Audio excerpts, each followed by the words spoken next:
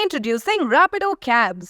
Lowest price guaranteed anytime, every time. నమస్కారం గురుగారు. ఆశీర్వచనం ఉన్నాయి. గురుగారు, నైవేద్య సమయంలో గంటా నాదం అన్నది చెయ్యొచ్చా? అసలు అప్పుడు చేస్తే ఏం జరుగుతుంది గురుగారు? శ్రీ మహాగణాధిపతయే నమః. ఐం మహాసరస్వత్యే నమః. శ్రీ లలితాంబికాదేవియే నమః. నైవేద్యం నివేదన చేస్తూ ఉన్నప్పుడు స్వామివారికి ఘంటానాదము చేయవచ్చా? చెయ్యాలి. నివేదన జరుగుతుంది అనేటువంటి ఇది తెలియాలి. ఒకటి, స్వామికి ఒకవేళ స్వామిని ఏదైనా ఒక ఇదిలో ఉండినా స్వామిని ఒక రకంగా స్వామి నీవు స్వీకరించు అని అలర్ట్ చేయటం. మనము రోజు మనకు అన్నము పెట్టేటువంటి తల్లి అన్నీ సర్వము సిద్ధము చేసి నాయనా రా కూర్చో భోజనం వడ్డిస్తాను అని పిలుస్తుంది కదా. ఆ పిలుపు ఏమిటి చెప్పాలనా? అక్కడ పెట్టినప్పుడు ఇంకా టైం అయింది కూర్చుంటాం కదా మనము. సమయం అయితే భోజనానికి కూర్చుంటాం. ఎందుకు పిలవాలి అంటే, ఆ పిలిస్తే ఏమవుతుంది అంటే కాళ్ళు చేతులు కడుక్కొని శుభ్రముగా వచ్చి కూర్చోనాయనా అని ఒక పీట వేసుకొని, పూర్వమైతే భూమి మీద కూర్చొని భోజనం చేసేటువంటి వాళ్ళు కాదు. అంటే నేల మీదనే కూర్చోవాలి. ఆరోగ్యము బాగుండాలి అంటే టేబుల్ మీల్స్ ఇవన్నీ కరెక్ట్ కాదు. కింద కూర్చొని ఆ కింద భూమికి కూర్చున్నటువంటి మనముకు మధ్యలో ఆసనం ఉండాలి. చాప కానీ లేదా ఒక పీట కానీ వేసుకొని తినాలి. అప్పుడే మనము తిన్నటువంటి తిండి మన కడుపుకు మన దేహానికి పడుతుంది. లేదంటే భూమికి ఆకర్షించేటువంటి శక్తి ఉంటుంది. కాబట్టి మనము తినే తిండి అంతా కూడా భూమికి ఆకర్షింపజేస్తుంది. అందుకని తల్లి ఎప్పుడైతే మనల్ని రానాయనా అని పిలుస్తుందో ఆ పిలుపును దృష్టిలో పెట్టుకోవటమే మనము భగవంతుణ్ణి స్వామి అని పిలిస్తే వచ్చేటువంటిది కాదు. అందుకని మొదట ఒక్కసారి మామూలుగా ఘంటానాదం అనేటువంటిది చేస్తాం. ఆగమార్థంత దేవానాం దానికి ఒక శ్లోకము ఉంటుంది నిజానికి. ఆ శ్లోకము చెప్పి స్వామి అని అక్కడ మనము తీసుకెళ్ళి ఒక తెర అడ్డము వేసి, ఎందుకంటే భక్తకోటి అనేటువంటి వాళ్ళు ఎవరూ కూడా దాన్ని చూడరాదు. మనము నివేదన చేస్తూ ఉన్నప్పుడు స్వామివారు ఆరగించేటువంటి సమయము కాబట్టి, అంటే నరదృష్టి మంచిది కాదు అని.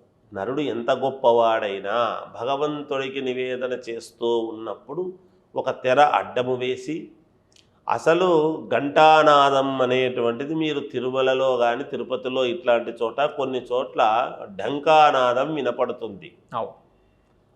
ఆ నాదము చేస్తున్నారు అంటే ఖచ్చితముగా నివేదన జరుగుతూ ఉన్నది. మహానివేదన, నివేదన అనేటువంటివి ఉంటాయి. దానికి దీనికి తేడా ఏమిటి అంటే, మహానివేదన అంటే ఏమైతే చేస్తామో అన్ని రకాల వంటకము అక్కడ ఉంటుంది. మామూలుగా నివేదన అంటే ఏవో కొన్ని మాత్రమే ఉంటాయి. అలా మహానివేదన 12 గంటలకు మధ్యాహ్న సమయంలో పెట్టడం అనేటువంటిది జరుగుతుంది. అభిషిల్లగ్నములో పెట్టడం అనేది జరుగుతూ ఉంటుంది. ఉదయాన్నే బాలభోగ నివేదన అనేటువంటివి కూడా పెడుతూ ఉంటారు. అలా ఘంటానాదము చేయటములో ఏమిటంటే, స్వామిని మనము పిలిచినట్టుగా, స్వామి ఇదిగో నివేదన చేశాము. ఆ నివేదన చేస్తూ ఉన్నప్పుడు మనము మూతికి ఒక బట్ట అడ్డము కట్టుకొని చేస్తాం. ఆ వాసన మనము పీల్చకూడదు. నివేదన పెట్టినటువంటి నైవేద్యము యొక్క వాసన ఆ నైవేద్య మంత్రము చెప్పేటువంటి అర్చకుడు కూడా పీల్చరాదు. వాసన పీలిస్తే తిన్నట్టే, అది ఎంగిలవుతుంది. కాబట్టి మనము తిన్నటువంటి ఎంగిలి భగవంతుడికి పెట్టేటువంటి సాహసము చెయ్యరాదు. అలా వాసన లేకుండా మామూలుగా, అందుకే మూతికి ముక్కుకు అంతా బట్ట చుట్టూ అడ్డము కట్టుకుని నివేదన తీసుకువెళుతూ ఉంటారు.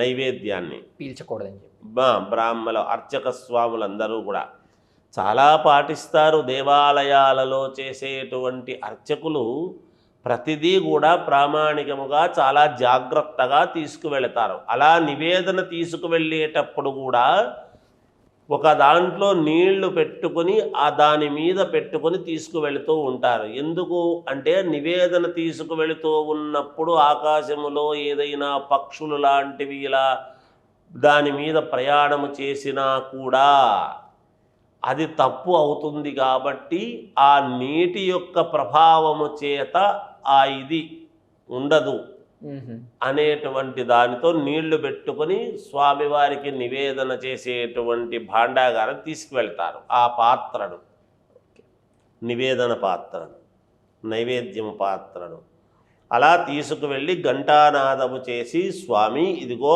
ఉపక్రమించి నీవు తీసుకోవయ్యా అని సత్యం వర్తేన పరిశించామి అన్ని చెప్పుకుంటూ మంత్రాలు దానికి సంబంధించినటువంటి మంత్రము చెబుతూ గాయత్రి మంత్రాన్ని ఒక్కసారి చెప్పి అలా చుట్టూ తిప్పి నివేదన తీసుకోవయ్యా స్వాహ అని చెప్పి నీవు స్వాహ చేయి అనేటువంటి ఇదితో మనము చెప్పుకొని మళ్ళీ పూర్తి అయిన తర్వాత మళ్ళీ ఒక్కసారి హారతి ఇస్తారు స్వామికి. ఇక నీవు తిన్నావు కదా, తిన్న తర్వాత కాసేపు విశ్రాంతి తీసుకోవటానికి అని మహామంగళహారతి అని ఇచ్చి తీసుకొని పక్కకు పెట్టి మిగతా ఆ ప్రసాదాన్ని భక్తులకు అందరికీ కూడా పంచడం అనేది జరుగుతుంది.